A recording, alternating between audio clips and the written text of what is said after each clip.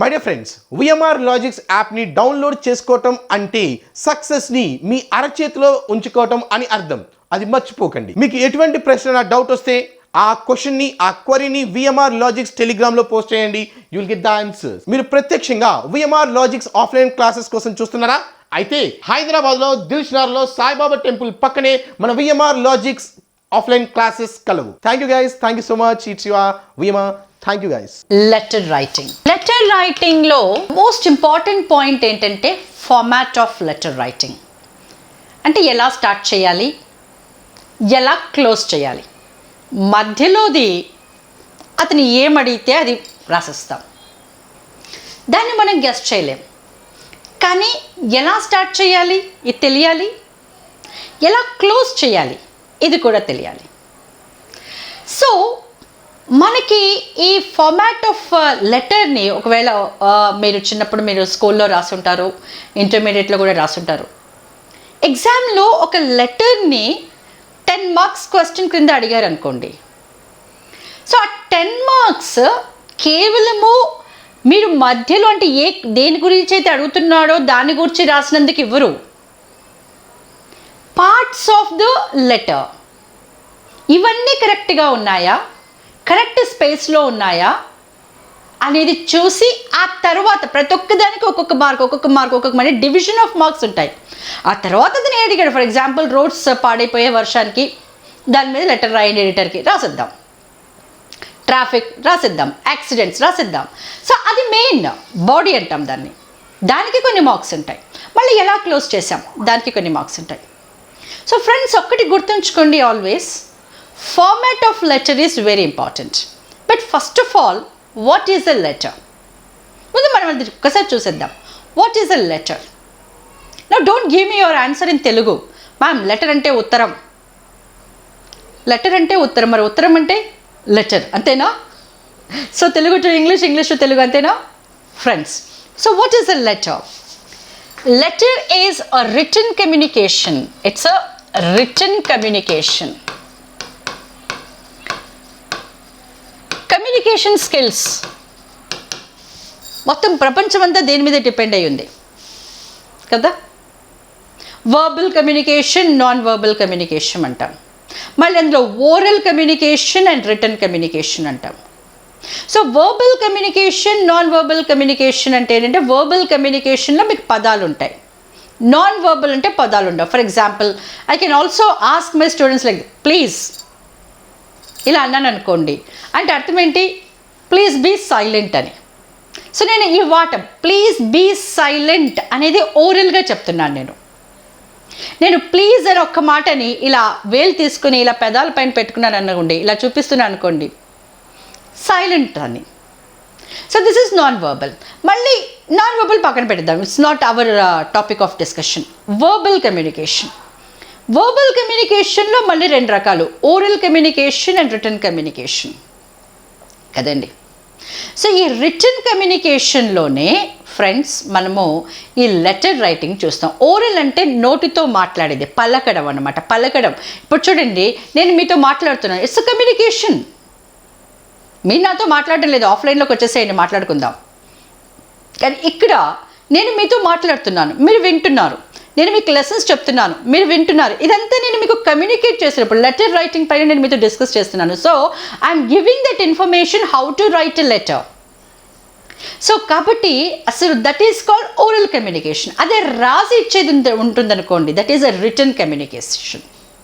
So letter is a written communication. చెప్పదలుచుకున్నదంతా కూడా రాసి చూపించడం అనమాట, is a written communication. Okay కదండి? So what is a letter అంటే, we understood that letter is a written communication.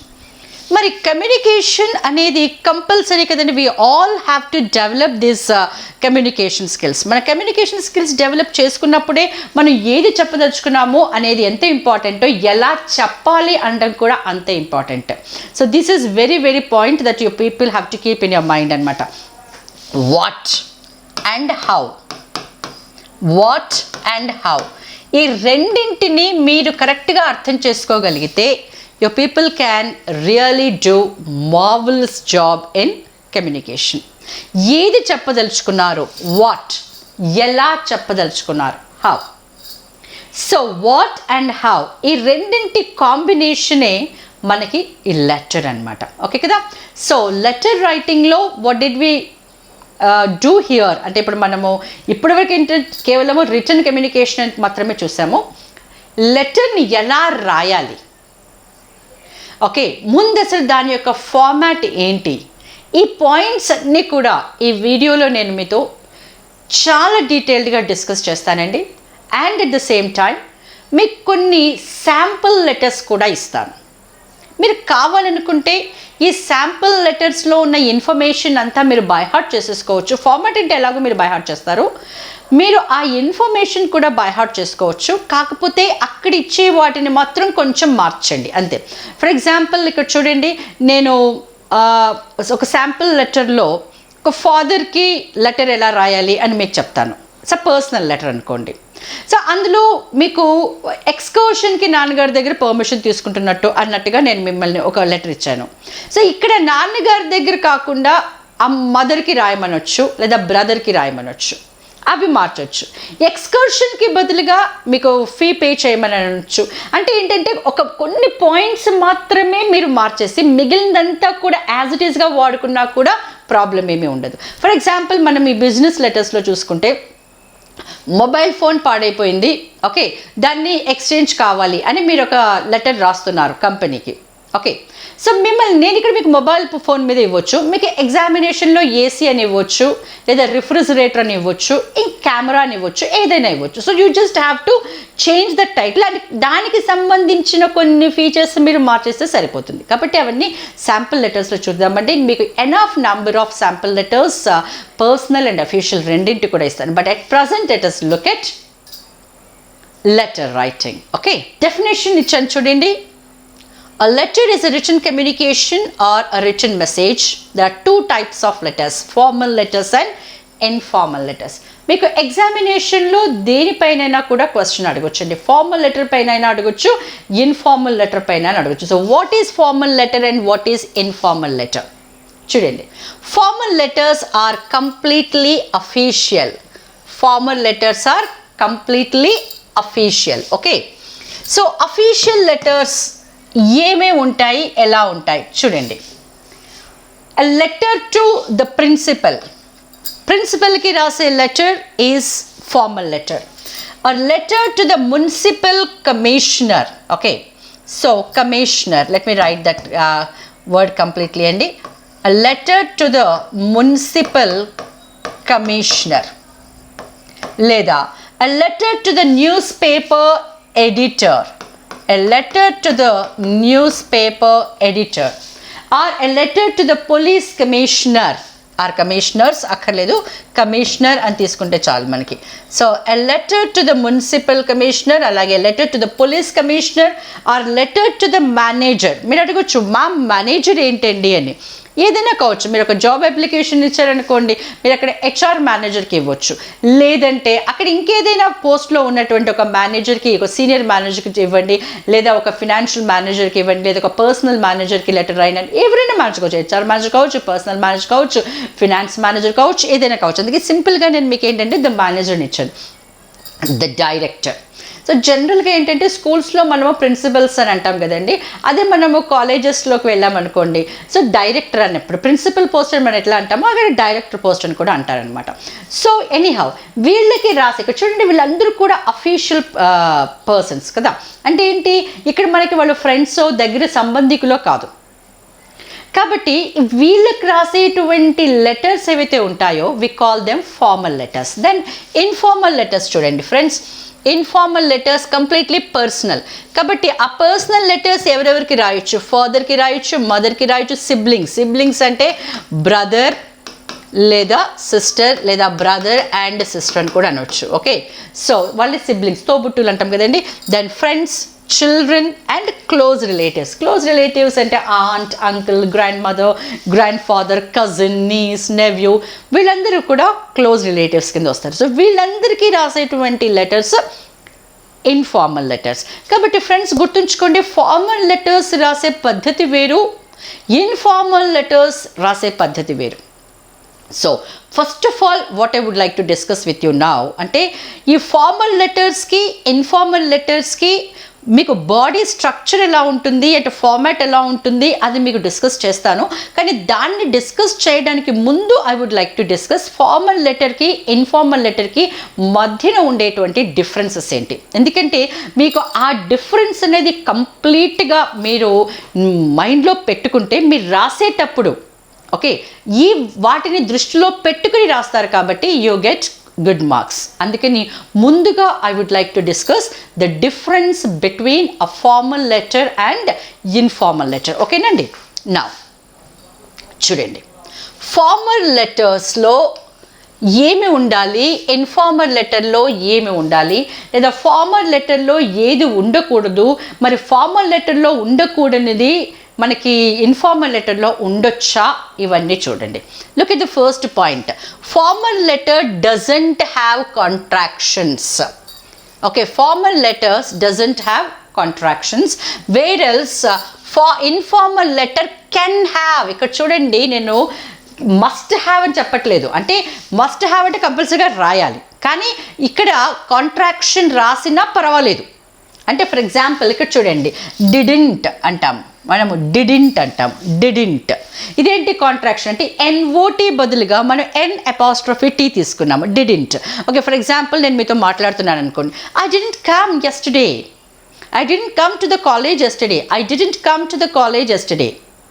అదే నేను అఫీషియల్గా ఒక పర్సన్ గురించిన ఇన్ఫర్మేషన్ ఇంకొక పర్సన్కి అఫీషియల్ మెసేజ్ పంపుతున్నాను అనుకోండి, హీ డిడ్ నాట్ కమ్ అనాలి, హీ డిడ్ నాట్ కమ్ అనాలి. సో ఫ్రెండ్స్ గుర్తుంచుకోండి, మేడం మేము అఫీషియల్ మెసేజ్ కూడా చేస్తూ ఉంటాము, మేము ఈమెయిల్ రాస్తూ ఉంటాము, మా మేనేజర్కి రాస్తూ ఉంటాము, మా పై ఆఫీసర్కి రాస్తూ ఉంటాము, మేము డిడింట్ అని రాస్తామంటే రాయకూడదు. It's wrong. ఓకే, సో మీకు మీ మేనేజర్కి మధ్యలో ఓకే ఫర్ ఎగ్జాంపుల్ మంచి ఫ్రెండ్షిప్ ఉంది, మీరు అలాంటి తప్పులు గ్రామాటికల్ ఎర్రర్స్ చేసినా కూడాను ఆయన మిమ్మల్ని ఎక్స్క్యూజ్ చేయొచ్చు, అది వేరే విషయం. కానీ ఎగ్జామినర్ ఎక్స్క్యూజ్ చేయడు. కాబట్టి మీరు ఎగ్జామ్ని దృష్టిలో పెట్టుకోండి. మీరు రోజు రాసేటువంటి వాట్సాప్ మెసేజెస్ లేదా ఈమెయిల్లో పంపించేసేటువంటి మెసేజెస్ కాదండి. You have to be very very alert in the examination, గుర్తుంచుకోండి. కాబట్టి ముందుగా ఫస్ట్ ఆఫ్ ఆల్ చాలా ఇంపార్టెంట్ అయిన పాయింట్ చెప్తాను చూడండి. చాలా వరకు I receive the messages from my students or from my colleagues and all. ఎక్కడైనా కూడా క్యాపిటల్ లెటర్స్ అనేది మర్చిపోతున్నారు, పంక్చుయేషన్స్ మర్చిపోతున్నారు.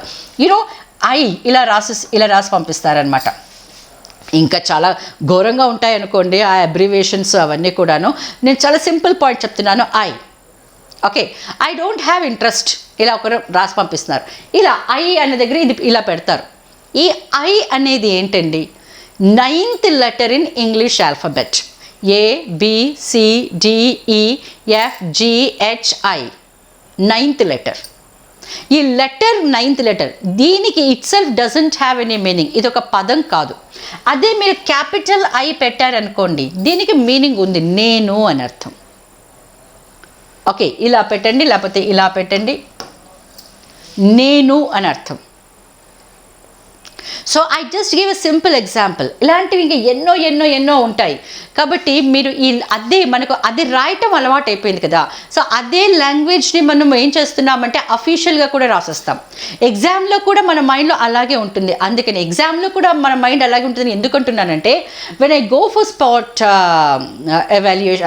Evaluating the papers, engineering students papers evaluate చేయడానికి వెళ్ళినప్పుడు వాళ్ళ ఆన్సర్స్ రాస్తారు. That is nothing but answer కదండి, క్వశ్చన్కి ఆన్సర్ కదండి. దాంట్లో కూడా ఇలాంటివి ఏవి పట్టించుకోవట్లేదు అనమాట. Simple I wanna come. I wanna come ఏంటి, I wanna come WANNA. Want అనేది మర్చిపోయారు. I wanna, I gonna. Don't use such language and spellings in the examination. అందుకే ప్రతి ఒక్కటి కూడా చాలా జాగ్రత్తగా పాయింట్స్ అన్నీ కూడా తీసుకొని మీకోసం ఎవ్రీ పాయింట్ని డీటెయిల్డ్గా డిస్కస్ చేయడం కోసం ఇక్కడ ఇచ్చాను. చూడండి, కాంట్రాక్షన్స్ ఉండకూడదు, డిడింట్ అని ఉండకూడదు, డిడ్ నాట్. ఇక్కడ నేను మీకు ఎనఫ్ ఎగ్జాంపుల్స్ ఎందుకు ఇచ్చాను, 4 ఎగ్జాంపుల్స్ ఇచ్చాను. ఒకటి ఇచ్చేసి అయిపోతుంది కదా, కానీ కాదు. ఎందుకంటే ఇలాంటివి మనం చాలా ఎక్కువగా చూస్తూ ఉంటాం. కాబట్టి నేను మీకు ఇస్తున్నాను చూడండి. హ్యావెంట్, ఇది మీరు ఇన్ఫార్మల్లో రాసుకోండి, కానీ మీరు అఫీషియల్గా రాసేటప్పుడు హ్యావ్ నాట్ అనాలి. For example, I have not received any information from the office. I have not received, or I have not received the mobile phone for which I placed order. So chudandi, I have not received, I have not given, ఇలా చెప్పాలి అఫీషియల్గా అన్నప్పుడు. అలాగే can't అంటాం మనము, no problem, ఇవన్నీ ఇన్ఫార్మల్లో. కానీ మీరు ఫార్మల్లో రాసేటప్పుడు కెన్ నాట్. సో డజంట్ అంటాము, డస్ నాట్. ఇక్కడ డస్కి నాట్కి మధ్యలో కొంచెం స్పేస్ ఉండాలండి. ఇది మొత్తం ఒక వర్డ్ కాదు, there are 2 words. Can not మీరు ఇలా రాసుకోవచ్చు, కానీ డస్ నాట్కి మాత్రము DUES, give some space and then write not. ఓకేనా? సో డస్ నాట్ కాబట్టి friends, does not. So does not, ఇవి రెండు కూడా 2 different words. సో మనం ఇలా కాంట్రాక్షన్లో డజంట్ అనేది పక్కనే ఎస్ పక్కనే ఎన్ పెట్టేసి ఎన్కి అపోస్ట్రఫీ పెట్టేసి పక్కన టీ పెట్టేయచ్చు. కానీ మీరు అఫీషియల్గా రాసేటప్పుడు డస్ నాట్ క్లియర్గా ఉండాలి. So remember the first point మీకు క్లియర్గా చెప్తున్నాను, ఇన్ఫార్మల్ లెటర్స్లో కాంట్రాక్షన్స్ ఉండొచ్చు, కానీ ఫార్మల్ లెటర్స్లో కాంట్రాక్షన్స్ ఉండకూడదు. Does not have. సో మీరు ఇక్కడ అనొచ్చు, మేడం అక్కడ చూడండి ఫార్మల్ లెటర్లో డస్ నాట్ అనేది మీకు ఇక్కడ అపాస్ట్రఫీ ఎస్ పెట్టారు, అపాస్ట్రఫీ టీ పెట్టారని. Correct. So very good observation అనమాట. సో ఇక్కడ చూడండి డస్ నాట్. ఓకేనా? Does not. Alright, good. Well, anyhow, phrasal verbs must be avoided. Phrasal verbs can be used. Okay, so phrasal వర్బ్స్కి examples ఇచ్చాను, చూపిస్తాను చూడండి. కాబట్టి ఫ్రేజల్ వర్బ్స్ ఉండకూడదు, there shall be simple language. So phrasal verbs అంటే ఏంటో మనము వొకాబులరీలో కూడా డీటెయిల్గా నేర్చుకుందాం. ఇక్కడ కూడా నేను మీకు కొన్ని ఎగ్జాంపుల్స్ ఇచ్చాను, యూ కెన్ అండర్స్టాండ్. చూడండి, makeup. Okay, I just want to make up. ఇక్కడ మేకప్ అంటే 2 మీనింగ్స్ కూడా రావచ్చు. మొహానికి కూడా మనం డెకరేట్ చేసుకోవడం అనమాట, క్రీమ్లు పెట్టేసి, పౌడర్లు పెట్టేసి, లిప్స్టిక్ వేసేసి, even that is also called makeup. కానీ మేకప్కి మరొక మీనింగ్ ఏంటి? కాంపెన్సేట్. ఫర్ ఎగ్జాంపుల్ చూడండి, మధ్యాహ్నం వరకు నేను ఆఫీస్కి రాలేదు, పర్సనల్ వర్క్ ఉండి ఆఫీస్కి రాలేదు. ఆల్రైట్, సో నేను మధ్యాహ్నం వచ్చాను, బోల్డ్ అని ఫైల్స్ ఉన్నాయి, అవన్నీ కూడా నేను కంప్లీట్ చేయాలి. మా బాస్ అడుగుతున్నాడు, Kadambari, when will you complete this work? So I can definitely make it up. ఇది spoken. Okay, not a problem. ఎందుకు? ఇన్ఫార్మల్గా మాట్లాడుతున్నాను. So I can make it up అంటే ఏంటి? నేను కాంపెన్సేట్ చేసుకుంటాను. అంటే నేను ప్రొద్దున 4 గంటలు రాలేదు, మరి ఆ 4 గంటలు నేను వచ్చిన తర్వాత కాంపెన్సేట్ చేస్తాను అని. 8 గంటలు పని చేయాలి, 4 గంటలు నేను రాలేదు, లేట్గా వచ్చాను. ఇప్పుడు లేట్గా వచ్చిన 4 గంటలని నేను కాంపెన్సేట్ చేయాలి కదండి. మరి అప్పుడేమంటాను నేను? Sir I can definitely make it up అంటే తప్పకుండా నేను కాంపెన్సేట్ చేస్తాను, దాన్ని నేను తప్పకుండా కాంపెన్సేట్ చేస్తాను. ఇది ఇన్ఫార్మల్గా. కానీ అదే రిటర్న్గా ఇచ్చారనుకోండి, నేను ఫర్ ఎగ్జాంపుల్ నేను 4 hours నేను ఆఫీస్కి లేట్గా వస్తాను, నాకు మీరు పర్మిషన్ ఇవ్వండి అంటూ నేను ఒక లెటర్ రాయాలనుకోండి, అప్పుడు so you please give me 4 hours of time, after I come to the office I make it up అనకూడదు. I shall compensate it. అర్థమైంది కదండి? కాబట్టి ఫ్రేజల్ వర్బ్స్, ఇప్పుడు మేకప్ అంటే కాంపెన్సేట్, దెన్ లుక్ ఫర్ ఇది కే అండి, LOOK, లుక్ ఫర్ అంటే ఏంటి? Find out. Look for means find out. Bring down అంటే రెడ్యూస్. క్యారీ ఆన్ అంటే కంటిన్యూ. మామూలుగా ఈ ఫ్రేజల్ వర్బ్ అయితే మనం చాలా ఎక్కువగా వాడతాం. Hey no problem carry on. For example మా కలీగ్కి still she is on work అనుకోండి, నేను వెళ్తున్నాను, when I say bye-bye, so ఆవిడేమంటుంది? Okay, not a problem, carry on. అంటే యూ కంటిన్యూ, నువ్వు వెళ్ళిపో, నేను తర్వాత వస్తాను అని. లేదా నేను చెప్పదలుచుకున్నాను అనుకోండి, hey you carry on with your work, I take leave. Carry on. So carry on means what? Continue. Okay, so ఇప్పుడు మీరు అఫీషియల్ లెటర్ రాస్తున్నారు, let us carry on our relationships in future అంటామా? లేదు. let us continue our relationship in the future. let us continue our relationship in future. got it? కాబట్టి remember, మీరు informal లెటర్కి formal లెటర్కి okay, first మనం ఏం చూసాము, contractions ఉండకూడదు. Second point ఏం చూసాము, ఫ్రేజల్ వర్బ్స్ వాడకూడదు. Official letter should have simple లాంగ్వేజ్లో ఉండాలి. సో మళ్ళీ ఒకసారి చెప్తున్నారు చూడండి, ఫ్రేజల్ వర్బ్స్ మనము ఇన్ఫార్మల్ లెటర్లో వాడచ్చు. ఓకే, మళ్ళీ ఇక్కడ పైన ఒకసారి రాస్తాను. This is informal letter,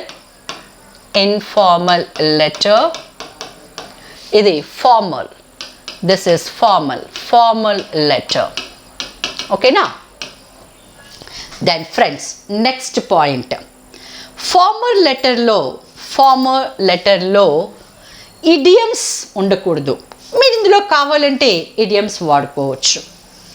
idioms one of the beautiful parts in vocabulary, కానీ ఇన్ఫార్మల్ యూసేజ్లోనే ఉండాలి. ఎన్నో ఉన్నాయండి, మీకు కూడా బాగా కొన్ని అయితే you people also use in and out, అంటే మీరు మాట్లాడేటప్పుడు చాలా సాధారణంగా వాడుకుంటారు. ఇక్కడ నేను కొన్ని ఇచ్చాను అనుకోండి, ఓకే, మనము వొకాబులరీలో ఇంకా చాలా చేద్దాం. ఇక్కడ చూడండి, జస్ట్ 6 ఎగ్జాంపుల్స్ ఇచ్చాను. ఇక్కడ చూడండి, అవుట్ ఆఫ్ వర్క్.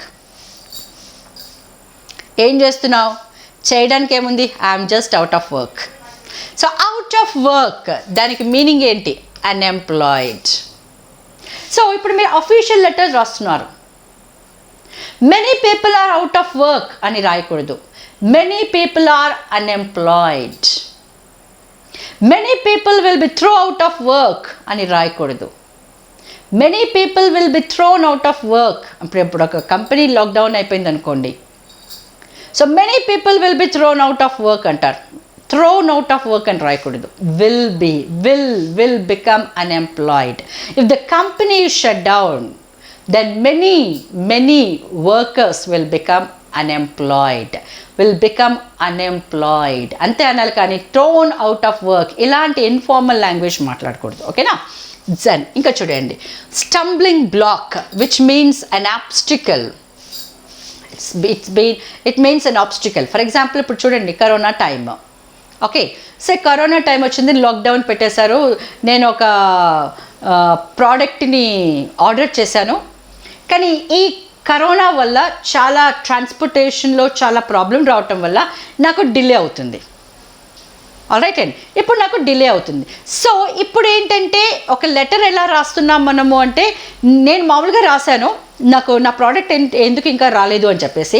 అయితే ఇప్పుడు దానికి రిప్లై అంటే, ఇప్పుడు మీరు కంపెనీ పీపుల్ అనమాట, మీరు కంపెనీ పీపుల్ కాబట్టి మీరు ఏమి రిప్లై ఇస్తున్నారు నాకు అంటే, ప్రోడక్ట్ రాకపోవడానికి, డెలివరీ చేయకపోవడానికి కారణం ఏంటంటే ట్రాన్స్పోర్టేషన్ ప్రాబ్లం ఉంది అని రాస్తున్నారు. So you have to say that transportation is an obstacle అనాలి, అంతేకాని transportation is a stumbling black అనకూడదు. ట్రాన్స్పోర్టేషన్ ఈజ్ స్టంబ్లింగ్ బ్లాక్ అనకూడదు, ఇట్స్ అన్ ఆబ్స్టికల్ అనాలి. ఓకే, ఆబ్స్టికల్ అంటే అర్థం ఏంటంటే అడ్డంకు. తెలుగులో ఏమంటామంటే అడ్డంకు అంటాం కదండి, ఇది ఒక అడ్డంకు అయిపోయింది అంటాం. సో అది ఆబ్స్టికల్ అనాలి, కానీ స్టంబ్లింగ్ బ్లాక్ అనకూడదు. అలాగే burn the midnight oil. Okay, ఇది మనము చాలా యూజువల్గా వాడతారు అనమాట. ఇప్పుడు ఎవరైనా స్టూడెంట్ చూడండి, అర్ధరాత్రి కూర్చొని 12 గంటల వరకు, 1 గంట వరకు, 2 గంటల వరకు ప్రిపేర్ అవుతున్నప్పుడు మీలాంటి వాళ్ళు ఉన్నారు. ఓకే, సో మీరు అసలు టైం కూడా చూడరు, ప్రిపేర్ అవుతూనే ఉంటారు, చదువుకుంటూనే ఉంటారు, ప్రాక్టీస్ చేస్తూనే ఉంటారు. అది ఏంటన్నమాట, ఇప్పుడు మీరు రాత్రి సాయంత్రం 6 అయిపోయింది అనుకోండి, మీరు ఇంట్లో ఏం చేస్తారండి, లైట్లు వేసుకునే చదువుతారు. రాత్రి 10ంటికి లైట్లు వేసుకొని చదువుతారు కదా, రాత్రి 12ంటికి లైట్లు వేసుకొని చదువుతారు కదా. ఒకప్పుడు లైట్ లేదు కదండి, దెర్ ఇస్ నో ఎలక్ట్రిసిటీ. అప్పుడు ఏం చేసేవాళ్ళు, నూనె దీపాలు పెట్టుకునేవాళ్ళు. ఓకే, సో మామూలుగా ఏంటి, 7 వరకు 8 వరకు అందరూ పడుకునేవాళ్ళు, అసలు నూనె దీపాన్ని పూర్తిగా ఆర్పేసి పడుకునేవాళ్ళు. కానీ రాత్రిపూట పనిచేసే వాళ్ళు ఏంటనమాట, ఆ నూనె దీపాన్ని పెట్టుకున్నారు. ఇప్పుడు నూనె దీపాన్ని పెట్టుకున్నారంటే నూనె ఖర్చు అవుతుంది కదా, దాన్ని ఏమంటారంటే midnight, burn the midnight oil. అలా వచ్చింది ఈ idiom, which means working late into nights. Okay, working late into nights. Okay, ఇప్పుడు చూడండి, burn the midnight light. ఇప్పుడు మీరు అఫీషియల్గా burn the midnight oil అనకూడదు. మీరు ఒక వ్యక్తిని రిక్రూట్ చేసుకోదలుచుకున్నారు and you wanted to tell that వాళ్ళు లేట్ ఇన్ ద నైట్స్ కూడా పని చేయాలి అని చెప్పేటప్పుడు you have to give a complete and direct and simple language. డైరెక్ట్గా ఏం చెప్పాలంటే you may as to work late in nights అని చెప్తాం. అంతేకాని you have to burn the midnight oil అని అనకూడదు అనమాట. అర్థమైంది కదా? So that's a point between understanding the informal letter language and the formal letter language. Down to earth అంటే sensible and realistic. Then a plum job అండి. It's ఈ కాదు, ఏ ఏ ఏ plum అనేది ఒక ఫ్రూట్ కదండి. సో ఫ్రెండ్స్, ఒక విషయం చూడండి, ఇక్కడ మనకి ఇడియమ్స్ క్లాస్ చెప్పేటప్పుడు మీకు చాలా డీటెయిల్గా చెప్తాను. We use here the fruits, names of animals, names of colors, names of body organs, ఇవన్నీ కూడా తీసుకుంటాము. వాటి మీనింగ్లు వేరుగా ఉంటాయి అన్నమాట. కాబట్టి a plum job అంటే very easy and pleasant job and also pays very well. Okay, ఇప్పుడు కొన్ని జాబ్స్ ఉంటాయి చాలా ఈజీగా చేసేయచ్చు, హాయిగా సంతోషంగా కూడా చేయొచ్చు. ఈజీగా ఉంది కదా అని చెప్పేసి తక్కువ డబ్బులు కాదు, డబ్బులు కూడా ఎక్కువగా ఉంటాయి అన్నమాట. సో ఈజీగా ఉండి ప్లెజెంట్గా ఉండి ఎక్కువ డబ్బులు సంపాదించేది ఏదైతే ఉంటుందో దాన్ని ప్లమ్ జాబ్ అంటాం. అదే మనము ఇది ప్లమ్ జాబ్ కాదు అంటే ఇది ఈజీ జాబ్ కాదు, ప్లెజెంట్గా కూడా లేదు, డబ్బులు కూడా ఎక్కువ రావటం లేదన్నప్పుడు ఏమనొచ్చు, నాట్ పెట్టుకోవచ్చు, నెగటివ్ చెప్పవచ్చు. Hey, SI duty is not a plum job as yours is. ఒకసారి అంటాం కదండి, మీరు ఎస్ఐ అయ్యారు, ఆల్రైట్, ఎంత కష్టం ఉంటుందో మేము మామూలు ప్రజలమైనా చూస్తూనే ఉంటాం. సో ఎస్ఐ జాబ్ అనేది పోలీస్ డిపార్ట్మెంట్లో పనిచేసే జాబ్ ఈజీ జాబ్ కాదు. ప్లెజెంట్ అంటే మీకు ఇష్టం ఉండి చేస్తున్నారు కానీ హాయిగా సంతోషంగా ఆనందంగా చేసేది కాదు, ఎప్పటికప్పుడు టెన్షన్తో చేయాల్సిన వర్క్, బాధ్యతతో చేయాల్సిన వర్క్. ఓకే, సో అప్పుడు ఏమంటారు మీరు, హే నా జాబ్ నీలాగా ఆడుతూ పాడుతూ చేసే జాబ్ కాదు, ప్లెజెంట్ అంటే ఏంటి, ఆడుతూ పాడుతూ చేసే జాబ్, నీలాగా ఈజీగా తేలికైన జాబ్ కాదు. అప్పుడు చెప్పాలంటే మనం మామూలుగా మాట్లాడుకోవాలనుకుంటే ఏమంటామంటే SI job is not a plum job. SI duty is not a plum job. ఇదేంటి ఇన్ఫార్మల్గా మాట్లాడుకోవటం. అర్థమైంది కదా? సో రిమెంబర్, ఇడియమ్స్ని మీరు ఫార్మల్ లెటర్లో వాడకూడదు. ఇడియమ్స్ని మీరు ఫార్మల్ లెటర్లో వాడకూడదు. ఇంకా ఏమేమి డిఫరెన్స్ ఉన్నాయి చూడండి, ఇంకా కూడా కొన్ని ఉన్నాయి. Abbreviations are avoided. For example, మీరు ఒక టీవీ పర్చేస్ చేశారు, ఓకే, దాన్ని మీరు రిప్లేస్ చేయదలుచుకున్నారు. అప్పుడు the TV which I purchased అనకూడదు ఫార్మల్ లెటర్ రాసేటప్పుడు, ద టెలివిజన్ అని చెప్పాలి. సో టీవీ అని మీరు అనుకోండి, నో ప్రాబ్లం, టీవీ అని మీరు ఇన్ఫార్మల్లో రాసుకోండి. కానీ ఫార్మల్లో రాసేటప్పుడు మాత్రం కంప్లీట్గా చెప్పాలి టెలివిజన్. ఇంకోటి అంటాం మనం నెట్. ఏమైందండి, నెట్ పని చేయట్లేదు అంటాం. ఏ నెట్ అండి, ఏ నెట్? ఓకే, నెట్ అంటే జాలి, ఏదైనా సరే, జాలం ఏదైనా సరే. కానీ మీ ఉద్దేశంలో ఏంటి, అది ఇంటర్నెట్. కాబట్టి this is informal, formal is internet. SBI, not a problem if it is informal letter. ఫార్మల్లో అయితే the State Bank of India. ఓకేనా? సో అబ్రివేషన్స్ని ఫార్మల్ లెటర్లో అవాయిడ్ చేయండి. ఫర్ ఎగ్జాంపుల్ చూడండి, సీసీ కెమెరాస్ అంటాం మనం, సీసీ కెమెరాస్ అంటాం. కానీ దాన్ని మీరు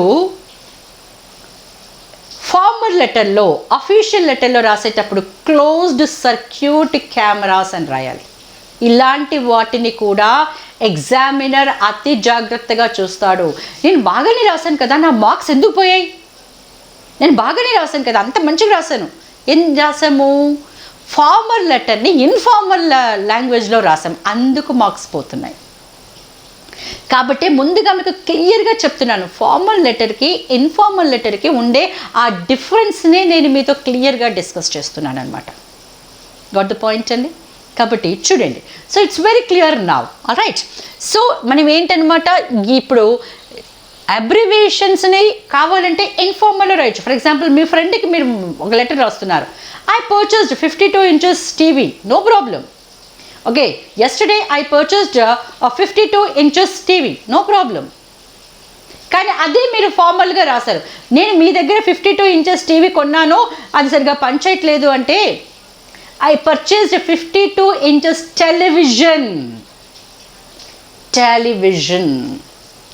Got it? Yeah, friends. Next, fifth one చూడండి. Should not use exclamatory marks. జనరల్గా అయితే మనకు అసలు ఈ ఫార్మల్ లెటర్లో వ్రాయమనుకోండి, కానీ ముందు జాగ్రత్తగా చెప్తున్నాను. ఫర్ ఎగ్జాంపుల్ ఇక్కడ చూడండి, ఓ మై గాడ్ అంటాం. ఇప్పుడైతే ఓ మై గాడ్ అని కూడా అనట్లేదు. అట్లీస్ట్ మేము రాసేటప్పుడు ఓ మై గాడ్ ఇలా అనేవాళ్ళం మేము. Okay, oh my God, oh my God, oh ఇలా రాసేవాళ్ళం. కానీ ఇప్పుడు పీపుల్ ఈ ఓ మై గాడ్ని కూడా ఓఎంజీ పెట్టేస్తున్నారు. ఆ ఓఎంజీ ఏంటో ఎవరికి అర్థం కాదు. Believe me friends, when I got for the first time this OMG word on my mobile phone, I did not understand.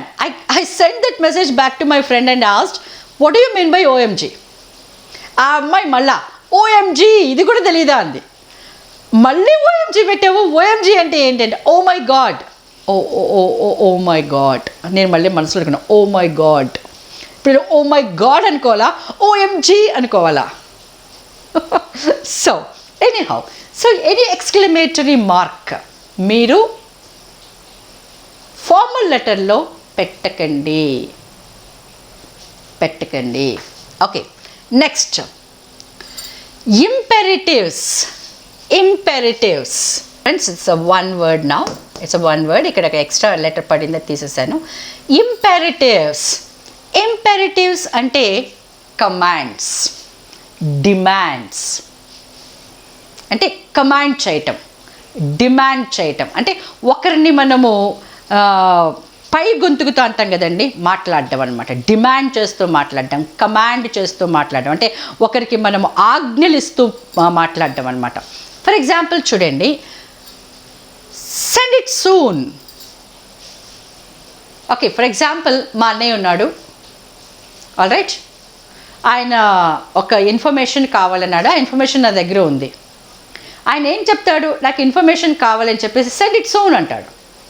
Because అన్నయ్య కదా, ఆయన ఆర్డర్ చేస్తాడు సెండ్ ఇట్ సూన్ అని. All right, so this is informal. ఇదే మీరు ఫార్మల్లో పెట్టాలనుకోండి, ఇలా పెట్టాలి, you may send it at the earliest convenience. ఎప్పుడు కూడా ఫార్మల్ లెటర్లో కమాండింగ్ టోన్ ఉండకూడదు. అందుకే ఇంపెరిటివ్స్ అంటున్నాం, ఇంపెరిటివ్స్ ఉండకూడదు. అర్థమైంది కదండి, ఇంపెరిటివ్స్ ఉండకూడదు.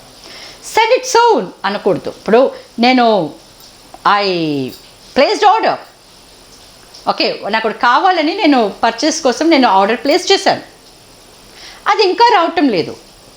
సో నేను ఆ CEO, ఆ కంపెనీ CEOకో లేకపోతే HR మేనేజర్కో ఎవరికో, టు సంబడి, ద పర్సన్ ఇన్ఛార్జ్కి నేను లెటర్ రాస్తున్నాను. సో పర్సన్ ఇన్ఛార్జ్కి లెటర్ రాసేటప్పుడు సెండ్ ఇట్ అని అనకూడదు, సెండ్ ఇట్ సూన్ అని అనకూడదు. You may send it at the earliest convenience. దీని అర్థము సెండ్ ఇట్ సూన్ అని. ఓ ఎర్లియస్ట్ కన్వీనియన్స్ అంటే నీకు కన్వీనియన్స్ ఉన్నప్పుడే నీకు పంపించమని కాదు అర్థము. అఫీషియల్ టోన్ అలా ఉంటుంది, మీనింగ్ మాత్రం సెండ్ ఇట్ సూన్. ఓకేనండి. నౌ నెక్స్ట్ చూడండి, లాటిన్ ఫ్రేజెస్ ఆర్ యూస్డ్. ఇప్పుడు చూడండి, నేను ఒక కంపెనీలో జాయిన్ అవ్వాలనుకుంటున్నాను, లేదా ఒక కాలేజ్లో జాయిన్ అవ్వాలనుకుంటున్నాను. అక్కడ రెగ్యులర్ పోస్టులు ఏమీ లేవు, కానీ వాళ్ళకి ఒక ఫ్యాకల్టీ అవసరమైతే ఉంది. వాళ్ళు ఏమంటారు, you will be appointed or you will be recruited on ad hoc. You will be recruited on ad hoc. Ad hoc అంటే ఫర్ దిస్ పర్పస్ ఓన్లీ. అక్కడ ఇంగ్లీష్ టీచర్కి కొన్ని అవర్స్ అవసరం ఉంది. దానికని వాళ్ళు రెగ్యులర్ పోస్ట్ క్రియేట్ చేయలేరు, దానికని వాళ్ళు 12 నెలల జీతం ఇవ్వదలుచుకోలేదు. ఓకే, ఉన్న టీచర్లకి ఆల్రెడీ ఎనఫ్ వర్క్ లోడ్ ఉంది కాబట్టి వాళ్ళకి ఒక పార్ట్ టైం లాంటి ఒక టీచర్ కావాలి. రోజుకు ఒక 3 గంటలు చెప్పాలి, వారంలో 4 రోజులు చెప్పాలి. ఓకే, ఇంతవరకే కావాలి. అది కూడా 9 మంత్సే కావాలి. అప్పుడు అందుకని ఏమంటారు, you will be recruited on ad hoc అంటే ఆ ఒక్క పర్పస్ కోసమే. అంటే అర్థం ఏంటి, నేను వెళ్ళాలి, ఆ క్లాస్ అవర్స్ వాళ్ళు ఏది ఇస్తారో ఆ క్లాస్ అవర్స్ తీసుకోవాలి, వెళ్ళిపోవాలి, ఆ క్లాస్ అవర్స్ తీసుకోవాలి, వెళ్ళిపోవాలి, అంతే కదా. That's it. Then next bonus, official వర్డే కదా. ఎంత బోనస్ వచ్చింది, యాక్చువల్గా మీనింగ్ ఏంటంటే గుడ్ అనమాట. నెక్స్ట్ మల్టీ, మనం ఏమంటాము మల్టీనేషనల్ కంపెనీ, ఎంఎన్సీస్ అంటాం కదండి, multinational company. So multinational company అంటే ఏంటి, మెనీ నేషన్స్ కలిపి ఉన్నవి. కాబట్టి ఆ మల్టీ అనేది Latin word which we can use in the formal letter. ఇన్ఫార్మల్లో మెనీ. బోనాఫైడ్, ఇదైతే మనందరికీ తెలుసు, మీకు తెలుసు కదండి, బోనాఫైడ్ సర్టిఫికేట్. మీరు బోనాఫైడ్ సర్టిఫికేట్ తీసుకురాలేదు అంటారు. ఒక కాలేజ్లో నుంచి ఇంకో కాలేజ్కి వెళ్ళేటప్పుడు, ఆ కాలేజ్లో అడ్మిషన్ తీసుకునేటప్పుడు ఏమంటారు, బోనాఫైడ్ సర్టిఫికేట్. యాక్చువల్గా బోనాఫైడ్ అంటే అర్థం ఏంటండి, గుడ్ ఫెయిత్. ఈ విద్యార్థి యందు నాకు సదభిప్రాయం ఉంది, అంటే మంచి విద్యార్థి, మా స్కూల్లో నుండి మంచి విద్యార్థిగానే పేరు తెచ్చుకున్నాడు కాబట్టి మీరు కూడా ఈ అబ్బాయికి లేదా ఈ అమ్మాయికి ఇవ్వచ్చు అడ్మిషన్ అని. అది bona fide. So bona fide means what, good faith. In toto అంటారు, అంటే which means as a whole. So friends, these are called Latin words. ఒకాబులరీలో నేను మీకు ఇంకా ఒక list of Latin and Greek words అన్నీ ఇస్తాను. అంటే వాటి మీనింగ్ ఎలాంటి ఉంటుంది మనము మామూలు లాంగ్వేజ్లో అర్థం చేసుకోవడానికి అని. సో ఇలా మనము లాటిన్ వర్డ్స్ని ఫార్మల్ లెటర్లో వాడతాము, ఇన్ఫార్మల్ లెటర్లో లాటిన్ వాడమన్నమాట. వి యూస్ డైరెక్ట్ దాని మీనింగ్ని వాడతాం. అర్థమైంది కదండి. So that's about the difference between formal letter and informal letter. గుర్తున్నాయి కదా. గుర్తుండిపోతే మళ్ళీ ఒకసారి వీడియో చూడండి. ఎగ్జామ్కి వెళ్ళే ముందు మాత్రం మళ్ళీ ఒకసారి డెఫినెట్గా ఈ వీడియో చూడండి. సో దట్ మనము ఫార్మల్ లెటర్లో మనం తీసుకోవాల్సిన జాగ్రత్తలు ఏంటి, ఇన్ఫార్మల్ లెటర్లో తీసుకోవాల్సిన జాగ్రత్తలు ఏంటి, క్లియర్గా మళ్ళీ ఒకసారి మీకు గుర్తుకొస్తాయి కాబట్టి. ఓకేనా. Now friends, parts. ఒక లెటర్ రాసే ముందు ఫస్ట్ ఆఫ్ ఆల్ మనకు తెలియాల్సింది ఏంటంటే అది ఎన్ని భాగాలుగా విభజింపబడుతుంది, ఎన్ని భాగాలుగా దాన్ని మనం చూస్తాం. ఫర్ ఎగ్జాంపుల్, ఇది ఫార్మల్ లెటర్ అనుకోండి, మీకు టోటల్గా 8 పార్ట్స్ ఉంటాయి. 8 పార్ట్స్ ఉంటాయి. సో 8 పార్ట్స్, ఒక్కొక్క దాని గురించి చూద్దాం. Senders address. ఫర్ ఎగ్జాంపుల్, మీరు రాస్తున్నారండి లెటర్ ఆఫ్ కంప్లైంట్ అనుకుందాం. మీరు ఎడిటర్కి ఒక లెటర్ రాస్తున్నారు. ఓకే, సో మీరు రాస్తున్నారు కాబట్టి మిమ్మల్ని సెండర్స్ అంటారు. ఓకే, సెండ్ చేసేవాళ్ళు, పంపించేవాళ్ళు. So senders address. అయితే గుర్తుంచుకోండి డియర్ ఫ్రెండ్స్, గుర్తుంచుకోండి, సెండర్స్ అడ్రస్ రాసేటప్పుడు మీ పేరు రాయకూడదు. ఓకే, సెండర్స్ అడ్రస్లో మీ పేరు ఉండకూడదు. డైరెక్ట్గా మీ అడ్రస్, అది కూడా 2 to 3 లైన్స్లోనే ఉండాలి. For example, plot number, apartment. For example చూడండి, మీ flat number for example 107. Okay, 107 Sai apartments, Sitaphal Mandi. అంతే, సీతాఫల్ మండి సెగ్బాడ్. లేదంటే మీరు సీతాఫల్ మండి అని కూడా అవసరం లేదు, సికింద్రాబాద్ అని రాస్తే సరిపోతుంది. సికింద్రాబాద్, అంతే. 2 to 3 లైన్స్, ఇక్కడ పేరు లేదు. డైరెక్ట్గా ఇంటి అడ్రస్. ఒకవేళ మీది ప్లాట్ అనుకోండి, like 1-4-586/339, no problem. Srinagar colony, Secunderabad, అంతే. సో సెండర్స్ అడ్రస్, కాబట్టి గుర్తుంచుకోండి, మీరు రాస్తున్నారు కాబట్టి మీ అడ్రస్ ఉండాలి. ఆ మీ అడ్రస్ కూడా రిమెంబర్ ఫ్రెండ్స్, మీ అడ్రస్లో కూడా మీ పేరు రాకూడదు, డైరెక్ట్గా అడ్రస్ మాత్రమే రావాలి. క్లియర్ అయిపోయింది కదా? Yes. Second one is date. అయితే గుర్తుంచుకోండి, మీరు డేట్ రాసేటప్పుడు సెండర్స్ అడ్రస్కి డేట్కి మధ్యలో పాజ్ ఉండాలి, అంటే కొంచెం ఖాళీ ఉండాలండి. సెండర్స్ అడ్రస్కి డేట్కి కొంచెం ఖాళీ ఉండాలి. సో నేను మీకు ఇక్కడ చూపిస్తాను, ఆల్రెడీ ఒక ఫార్మాట్ కూడా నేను మీకు వేసి చూపించాను, నేను మీకు మళ్ళీ అది చూపిస్తాను అనుకోండి. బట్ ఎట్ ప్రజెంట్ నేను మీకు డిస్కస్ చేస్తున్నాను కాబట్టి ముందుగా కూడా చెప్పేస్తున్నాను. సో సెండర్స్ అడ్రస్ మీరు ఎక్కడ రాస్తారంటే, ఇప్పుడు మనకి ఇది A4 సైజ్ పేపర్ అనుకుందాం, ఇది మన A4 సైజ్ పేపర్ అనుకుందాం. ఓకే, ఇక్కడ మీరేంటి కొంత మార్జిన్ వదిలేశారు, కొంచెం మార్జిన్ వదిలేసి మీరు సెండర్స్ అడ్రస్ కింద మీరు మీ అడ్రస్ రాసేస్తారు. దీన్ని హెడ్డింగ్ అని కూడా అనొచ్చు, but better word senders address అంటే ఇంకా ఈజీగా ఉంటుంది కాబట్టి మీకు సెండర్స్ అడ్రస్ అనే చెప్తున్నాను. దెన్ ఈ సెండర్స్ అడ్రస్ జస్ట్ 2 or 3 లైన్స్లోనే రావాలి. దాని తర్వాత కొంచెం గ్యాప్ ఇచ్చాక డేట్ వేయి. VMR logics YouTube channel subscribe చేసుకోండి. నోటిఫికేషన్స్ కోసం click on bell icon. It's your VMR. Thank you.